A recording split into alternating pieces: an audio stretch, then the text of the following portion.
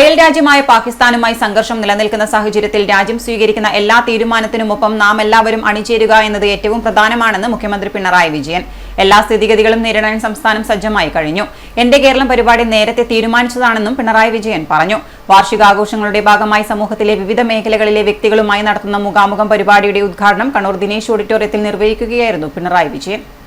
ഇതുമായി ബന്ധപ്പെട്ട് വിഷമം അനുഭവിക്കുന്നവര് ബന്ധപ്പെടാൻ രാജ്യ സൗകര്യം ഏർപ്പെടുത്തിയിട്ടുണ്ട്.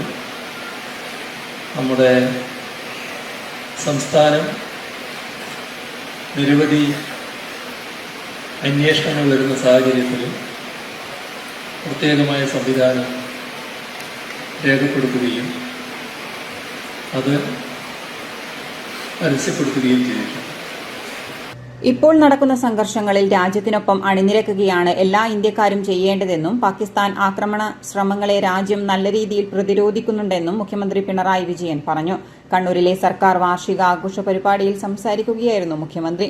നമ്മുടെ പരമാധികാരത്തെ പോറലേൽപ്പിക്കാനുള്ള ശ്രമങ്ങളാണ് നടക്കുന്നത്. നമ്മുടെ രാജ്യം സ്വീകരിക്കുന്ന എല്ലാ നടപടികൾക്കുമൊപ്പം അണിചേരുകയെന്നത് വളരെ പ്രധാനപ്പെട്ട കാര്യമാണ്. എങ്ങോട്ടേക്കാണ് ഇത് പോകുന്നതെന്ന് പറയാൻ പറ്റാത്ത സാഹചര്യമാണ്.